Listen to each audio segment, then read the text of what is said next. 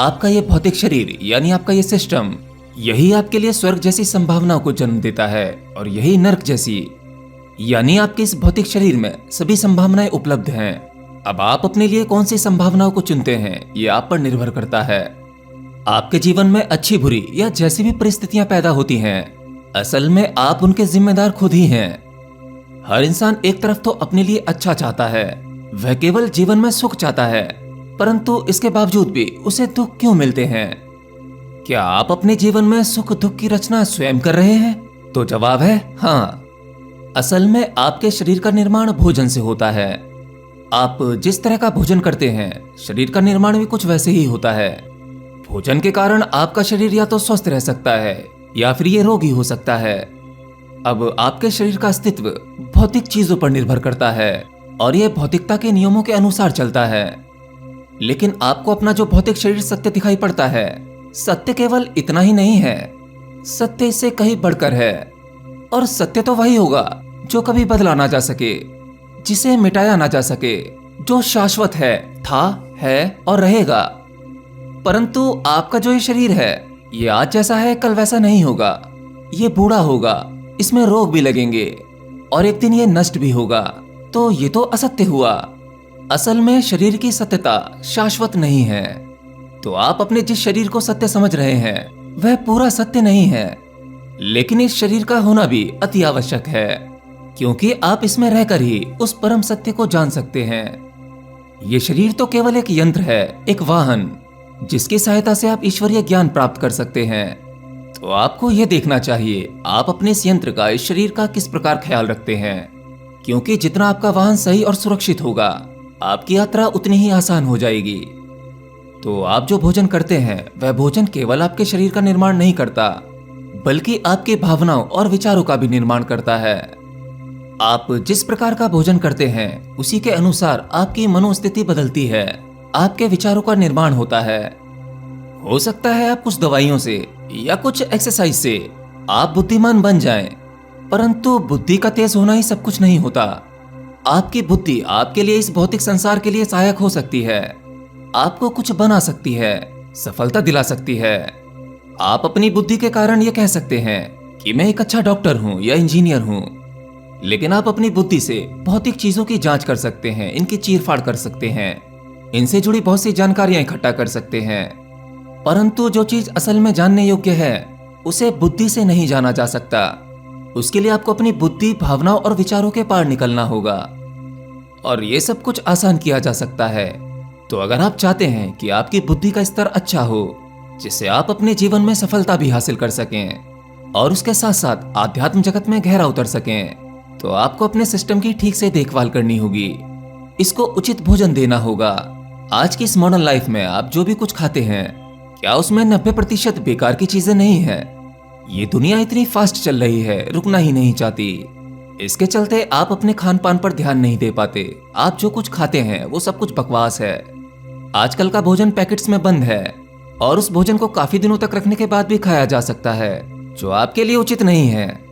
मैं देखता हूँ कि आजकल की महिलाएं अपना समय बचाने के लिए शाम के समय ही सब्जियों को काट कर रख देती हैं, जिससे कि उन्हें सुबह मेहनत ना करनी पड़े।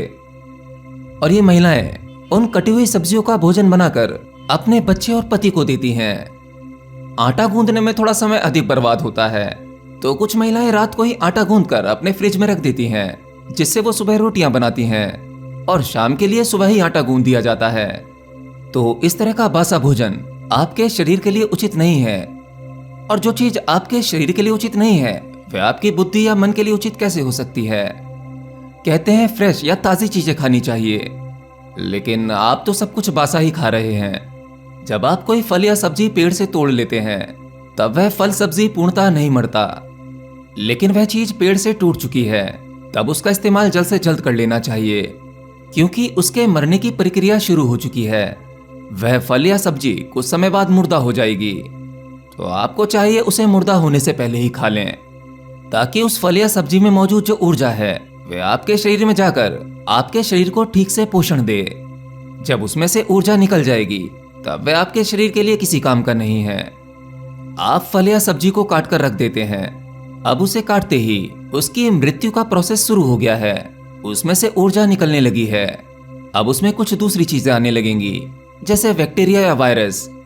जो भोजन आपने अपने लिए तैयार किया है और उसे सुबह या कल के लिए रख दिया है, उस भोजन को अब कोई और खा रहा है। उसमें बैक्टीरिया आ रहे हैं, वायरस आ रहे हैं, कुछ सूक्ष्म कीटाणु हैं। अब आप उसे 24 घंटे बाद या अगले दिन खाते हैं, तो आप किसी और का भोजन खा रहे हैं, या उस भोजन के साथ कुछ गलत चीजें खा रहे हैं जो आपके शरीर के लिए उचित नहीं है। अगर आप इस तरह की चीजें खाते हैं तो आपके जीवन में नेगेटिविटी आएगी, शरीर में आलस्य आएगा, कुछ करने का मन नहीं करेगा, आपकी इच्छा शक्ति कमजोर होगी, क्योंकि आपने कुछ ऊर्जावान नहीं खाया है। जब आपने ऊर्जावान पदार्थ का सेवन नहीं किया है तो शरीर ऊर्जावान कैसे रहेगा? और जब शरीर ऊर्जावान नहीं है तो आपका मन और बुद्धि किस प्रकार काम करेगी, ये आप अच्छी तरह से समझ सकते हैं। इसीलिए जब आप बाजार का भोजन खाते हैं तो आपके शरीर का निर्माण तो होता है, लेकिन वो बेडोल होता है। आपके शरीर की शेप एंड साइज कुछ और हो जाता है, जैसा आपको नहीं होना चाहिए था। ऐसे में आप अपने शरीर के भीतर केवल कुछ मरे हुए पदार्थ को डाल रहे हैं, जो आपका बेकार का वजन बढ़ा रहा है और आपके बुद्धि के स्तर को कम कर रहा है। दूसरा, आपके खाने का ठीक समय होना चाहिए।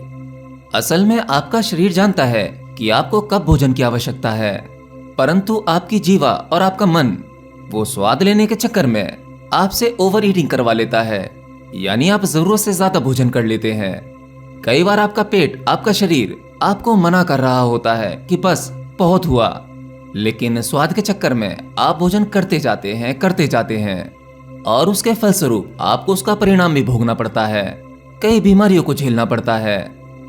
तीसरी चीज, फास्टिंग यानी उपवास रखना। उपवास रखना आपके शरीर के लिए एक वैज्ञानिक प्रक्रिया है। यह आपके शरीर में जितने भी टॉक्सिन्स होते हैं, जितनी भी अशुद्धियां आ जाती हैं, केवल 24 घंटे का उपवास रखने से आपके शरीर का मैकेनिज्म ठीक हो जाता है, वह रीसेट हो जाता है। जितने भी टॉक्सिन्स, जो भी अशुद्धियां होती हैं, वह निकलकर बाहर हो जाती हैं, क्योंकि फास्टिंग के दौरान यानी उपवास के दौरान आपके शरीर के भीतर भोजन को पचाने वाली या डाइजेस्ट करने वाली जितनी भी क्रियाएं हैं, वे शांत हो जाती हैं। क्योंकि आपके शरीर के भीतर डाइजेस्ट होने के लिए कुछ है ही नहीं, तो वो कार्य ही क्यों करेंगी? तो आपको अपने भीतर की सभी क्रियाओं को हफ्ते में 1 दिन की छुट्टी तो देनी ही चाहिए, क्यों, है ना?